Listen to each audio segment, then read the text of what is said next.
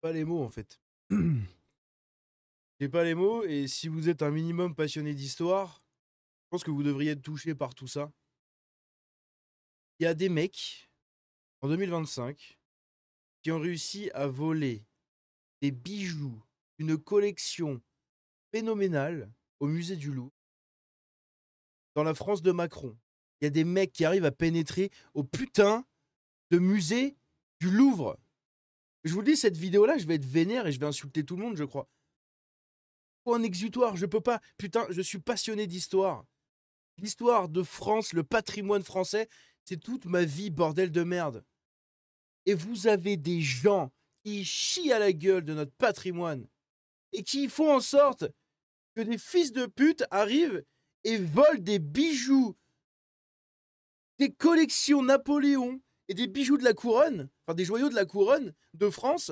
Les mecs ont volé ça en 4 minutes chrono, ils se sont parés sur des T-Max et on sait même pas où ils sont. On ne sait même pas où sont les bijoux au musée du Louvre. Et vous allez voir comment ils ont fait, les mecs. Comment ils ont fait. C'est un truc de fou. Ils ont un monte charge, une disqueuse, des gilets jaunes, paf 9, 10 bijoux envolés, d'une valeur inestimable. Putain, c'est des bijoux qui ont 200 ans, qui datent de Napoléon. Et pendant ce temps-là, Macron et tous les gouvernements sont en train de se branler les couilles. On est la honte. On est une honte monumentale. À l'international, tous les journaux, tous les médias en parlent. C'est un sujet mondial. Le Louvre, c'est un des plus gros musées du monde, si ce n'est le plus gros, avec le British Museum de Londres et le Metropolitan de New York.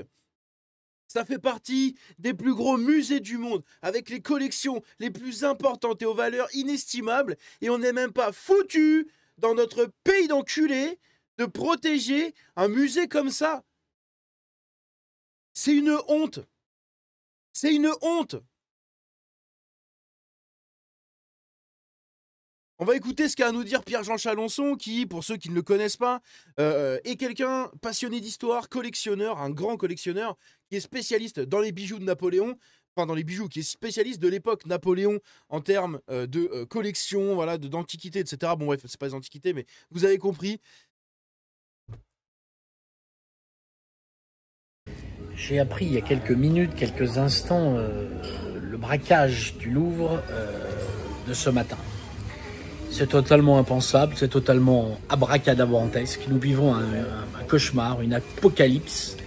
Comment a-t-on pu pénétrer dans la galerie d'Apollon, briser une ou des vitrines? Ils les ont même pas brisés, ils les ont découpés à la disqueuse.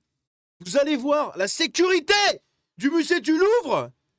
Putain, t'as plus de chances de te faire choper parce que t'as volé un paquet de clopes que parce que tu voles des bijoux historiques conservés dans un putain de musée. C'est honteux. Mais à un point, vous imaginez même pas. C'est honteux. C'est un truc de ouf. Le symbole derrière, c'est un truc de taré. Sans qu'il y ait un service de sécurité, des vitres blindées, etc., etc. On parle des bijoux de la couronne. C'est bien sûr que c'est inestimable, c'est invendable, c'est certainement une commande, mais moi je pense plus que c'est politique. C'est 100% politique, c'est invendable, invendable. Ils sont beaucoup trop connus, personne n'en fera jamais rien. À la limite, tu les fonds. Mais même si tu les fonds, tu perds toute la valeur de l'objet, donc ça ne sert à rien. Ça ne sert strictement à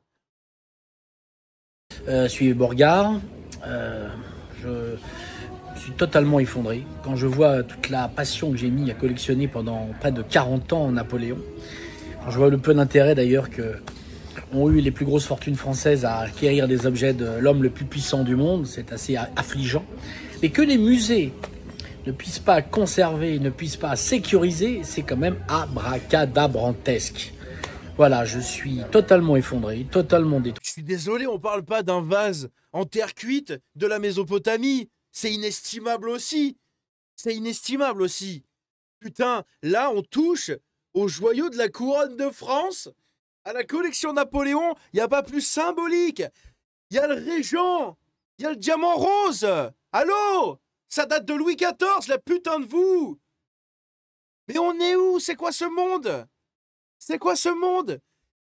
On est en France et des mecs arrivent à voler ça et à se barrer en T-Max avec une valeur, mais c'est inestimable, il n'y a même pas de prix. Il n'y a même pas de prix parce que ça ne s'achète pas. Oui. Napoléon est l'homme de ma vie, c'est ma passion, c'est ma destinée. Je suis totalement entré C'est notre héritage. en religion pour l'Empire, même si j'ai décidé de me séparer de beaucoup de choses parce que je décidais de faire autre chose dans ma vie. Vu le peu d'intérêt que portent les Français, les grosses fortunes, les grands groupes à l'histoire de France et à Napoléon, ils préfèrent des actions de 440 ou racheter des entreprises. Je vois pas trop l'intérêt, mais enfin bon. En tout cas, il y a aussi des gens qui sont prêts à cambrioler le Louvre et voler les bijoux de la couronne. Voilà. Je trouve ça terrifiant. Dixit, je comprends pas que le ministère de la Culture, tout ça, enfin bon. On va pas attaquer ces gens-là, ils sont déjà dans une ambulance. Non, c'est des handicapés, des connards. C'est des connards, c'est des traîtres. C'est des abrutis. T'es même pas foutu de protéger le joyau de ton héritage millénaire. Allô? Wouhou! Ça se passe bien à l'Élysée, hein, pendant que vous vous branlez devant vos dorures. Vous êtes même pas foutu de protéger le musée du Louvre. C'est une honte, c'est une honte. Et encore une fois, c'est pas des clampins qui ont fait ça. C'est pas Rachid, Kader et Mouloud. Hein? C'est pas non plus Vladimir Abrarov et je sais pas qui. Non! C'est beaucoup plus puissant que ça. C'est beaucoup plus puissant que ça. Et là, on va tomber dans les trucs de complotistes, messieurs, dames. Mais là, c'est 100% ça. C'est pas Rachid, Kader et Mouloud hein, qu'on fait ça, arrêtez. Hein. N'y pensez même pas. Hein. Absolument pas. Hein. On n'est pas devant le French Lover là qui vient voler des bijoux à la Lupin et qui se barre en T-Max. Hein. Non, non, non, non, non, non, non. Là, c'est beaucoup pire. Enfin, c'est bien pire que ça. Hein. Qui est en train de flamber, mais là, c'est la cerise sur le gâteau. C'est l'apocalypse. C'est apocalyptique. En tout cas, tout mon soutien aux forces de sécurité, à la police, car il va falloir attraper très rapidement ces objets avant qu'ils partent du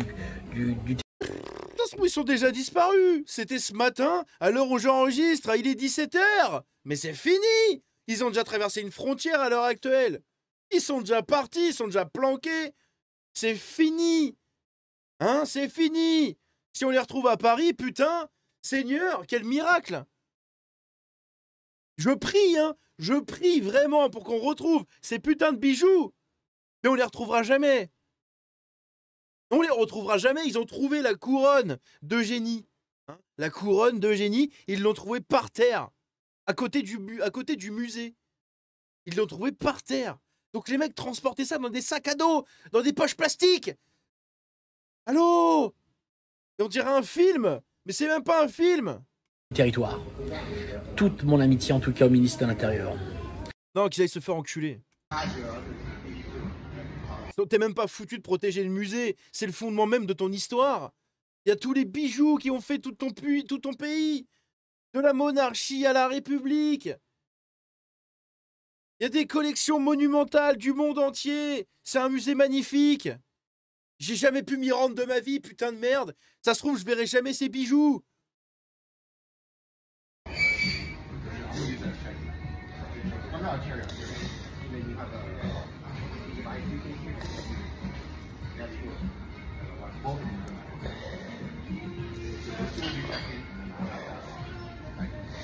Jamais j'aurais imaginé qu'on puisse faire ça. Je vis un cauchemar. Rendez le bijou de la couronne. Vous avez intérêt à l'y rendre. Croyez-moi. Bande de losers, de voleurs, de crapules. Vous avez intérêt à les rendre. Croyez-moi. On va venir vous chercher. Bande d'escrocs, traîtres. Vous prenez la parole parce qu'on a volé donc les bijoux au musée du Louvre et pour vous c'est trop. Mon cher Tony, je suis un peu excédé. On n'a plus de gouvernement. Les agences de notation viennent encore de baisser la note de la France.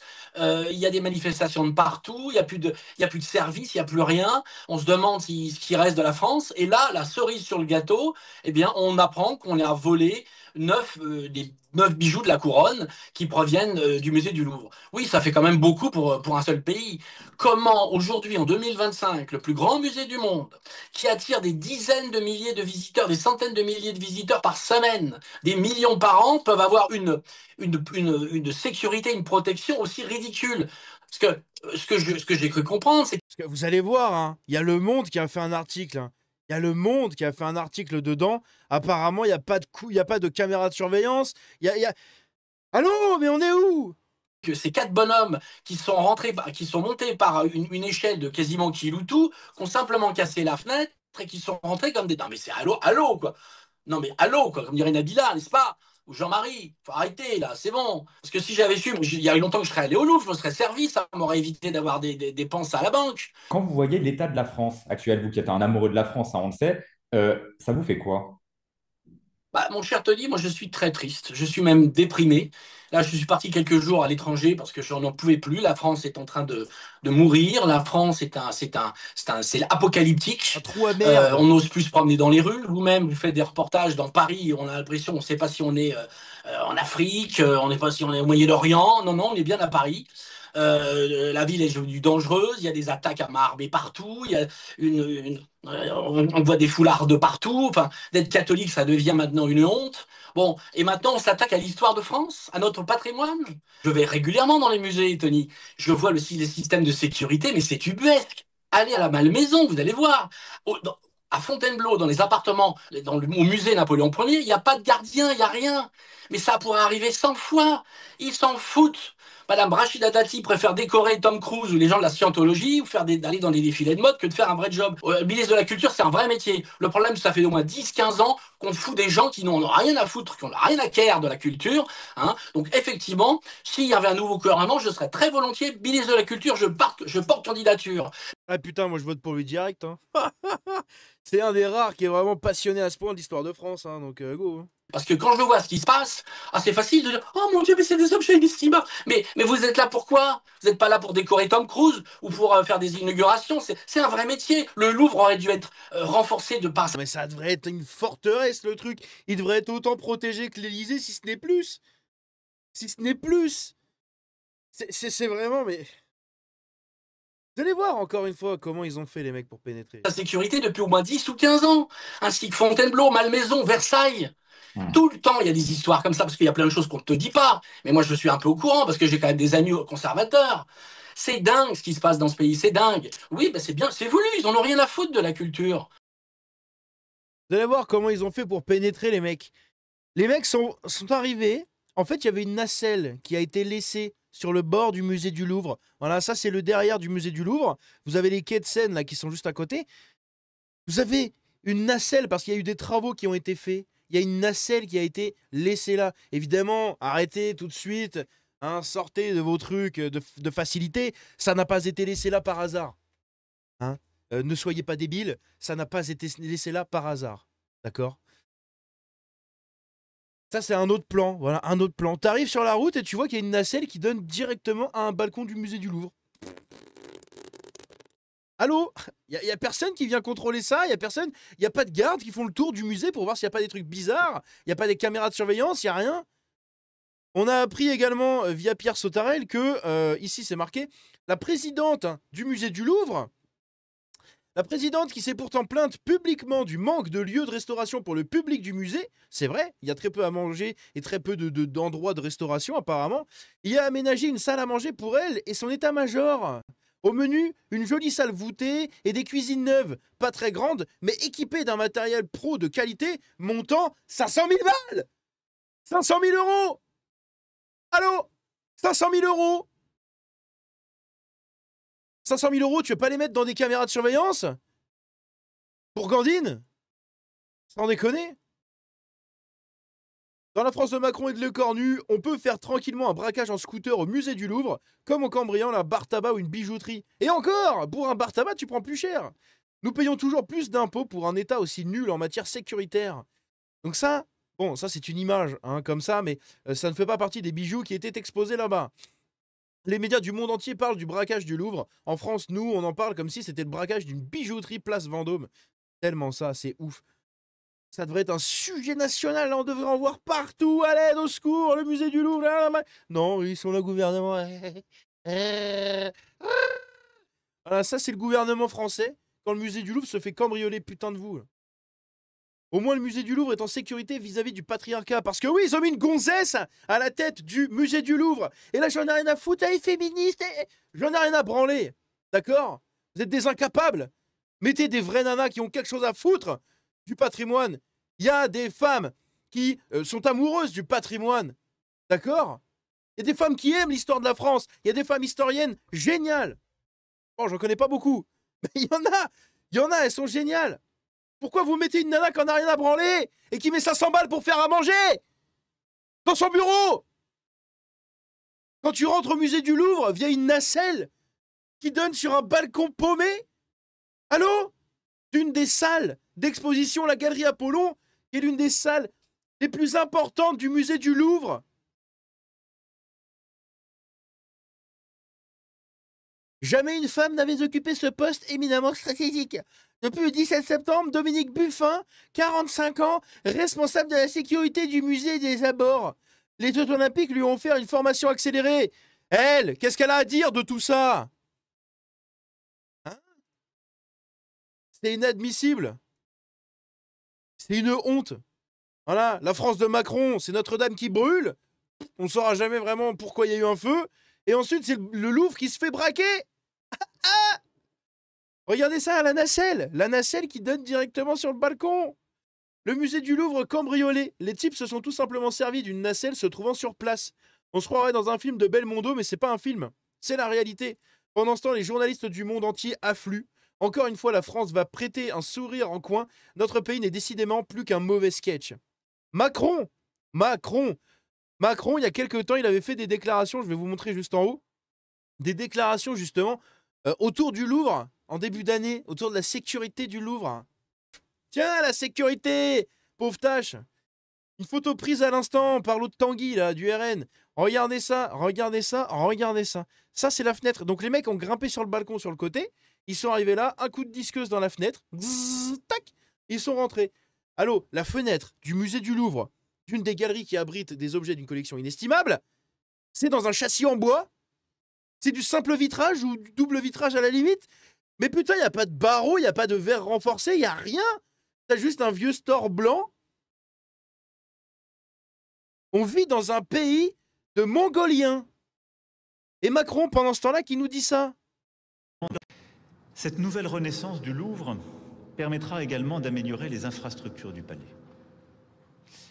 Et vous l'avez évoqué dans votre propos, c'est un point important à la fois pour les conditions de visite et les conditions de travail des agents. Rien ne sera oublié, sécurité et sûreté des collections, confort de visite des visiteurs, conditions de travail des agents, étanchéité des couvertures, des huisseries...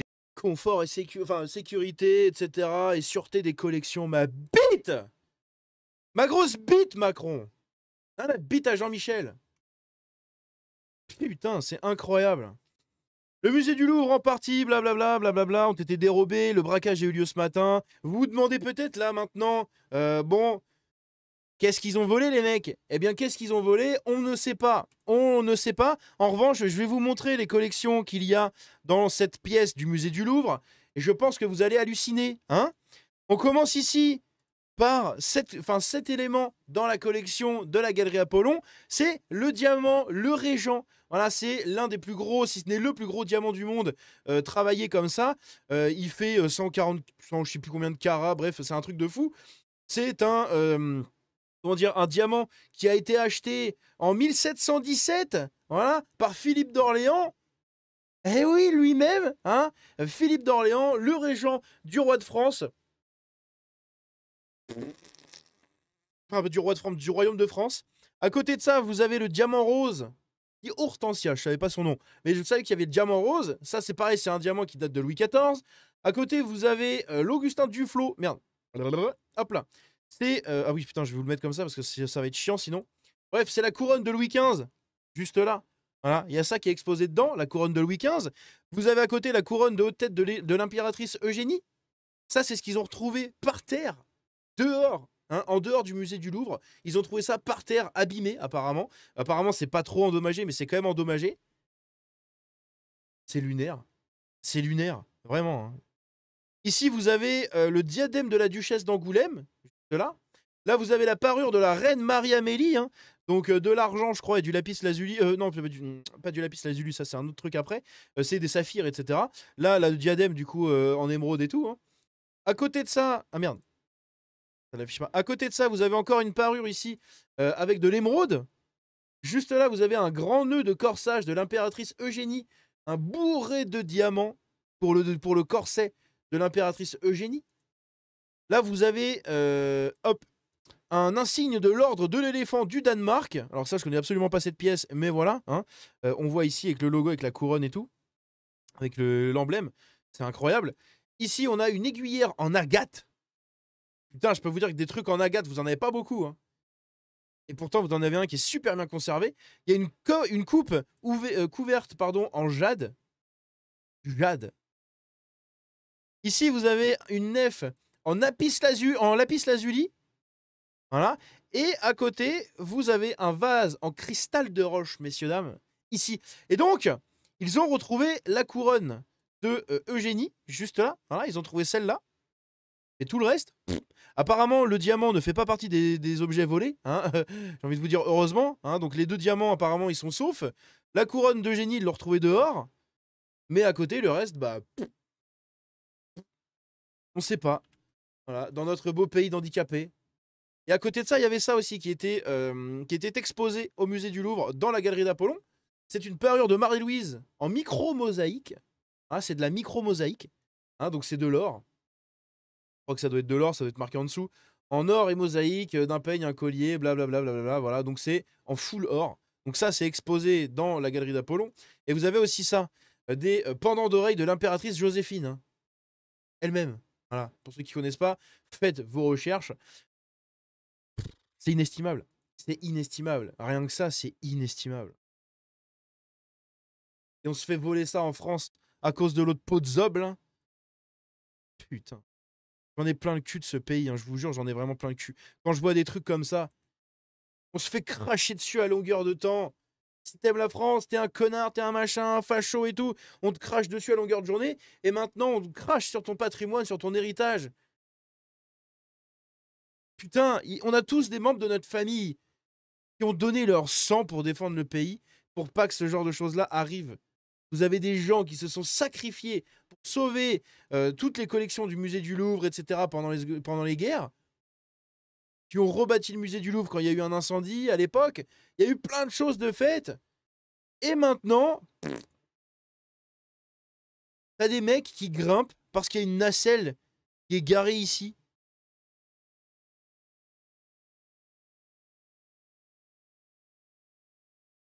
Franchement, j'en ai vraiment plein le cul de ce pays, c'est un truc de ouf. Et le pays dirigé par des connards, c'est un truc. C'est une honte. C'est une honte. Ils devront tous répondre de leurs actes. Et là, j'étais en train de couper l'enregistrement. Je tombe sur quoi? Sur des images de CNews où ils diffusent l'attaque. On va regarder ça. On parle de faits qui ont été commis à 9h30 du matin, un dimanche matin, c'est-à-dire à la vue de tous. Alors évidemment, toute la France a les yeux rivés sur cette affaire. Nous avons pu nous procurer une vidéo exclusive. Ouais, nous sommes les seuls à la voir, oui. Tout à fait, c'est une vidéo qui présente justement ces faits de vol, ce cambriolage. Vous allez voir les images apparaître. Ok, donc là on voit des images, on voit des mecs. Donc en gilet jaune, hein, c'est ça. C'est qui a filmé? Les images de vidéosurveillance, on dirait qu'on filme un écran là. Voir les images apparaître à l'écran, on voit donc un individu qui est donc bel et bien muni d'un gilet jaune. Hein. On sait. On l'évoque depuis ce matin. Tout à fait, que ces gilets jaunes ont été mis à dessein. L'objectif, vous vous en doutez, c'est de se faire passer pour des ouvriers, d'attirer moins rapidement les regards. Alors, qu'est-il en train de faire devant ces vitrines? Est-il en train d'ouvrir la vitrine avec les disqueuses qui ont été retrouvées à proximité des lieux? Est-il déjà en train de se servir? Toutes les pistes sont... Ils sont en train d'ouvrir la vitrine ou en train de se servir, on s'en bat les couilles. De toute façon, il n'y a plus de bijoux. Mais voilà, donc vous avez des mecs qui font ça dans le musée du Louvre un matin. On vit dans un monde comme ça. Hein. Et là, je tombe sur une déclaration de Rachida Dati qui a dit sur TF1 Nous avons visionné les images de vidéosurveillance. Ils, donc en parlant des voleurs, ne visaient pas les personnes. Je vous enlève ça tout de suite. Ne visez pas les personnes. Ils sont entrés calmement, ont brisé les vitrines en 4 minutes, ont pris le butin et sont partis. Aucune violence, tout était très professionnel, a déclaré la ministre française de la Culture Rachida Dati sur TF1. Vous êtes gentil. Rachida. T'es en train de les admirer ou quoi? Hein? T'es limite en train de leur dire félicitations, vous avez tué personne, vous n'avez pas été violent, merci. Non mais... C'est honteux. Ok, je suis sur l'article du Monde, du coup, je suis en train de regarder un peu ce qui se dit. Bon, globalement, c'est du blabla de merde hein, du côté des politiques, hein, comme d'habitude. À côté, vous avez par exemple ici Laurent Nunez, hein, notre nouveau ministre de l'Intérieur et préfet de police, enfin ancien préfet de police, qui nous dit « On sait très bien qu'il y a une grande vulnérabilité dans les musées français. » Ça va pas l'air de les déranger du coup. Hein. Ici, Anne Hidalgo qui nous dit apporter tout son soutien aux équipes du musée du Louvre. On s'en bat les couilles. Il n'y a rien eu, il n'y a pas eu de blessés, il n'y a rien eu. Tout son soutien à la police. Toute sa force à la police. Et qu'elle espère qu'on retrouve les bijoux. Hein? La police municipale, blablabla. Il faut souhaiter que les services de police... Nanana. Ah oui, elle dit, voilà, ma première pensée va au personnel.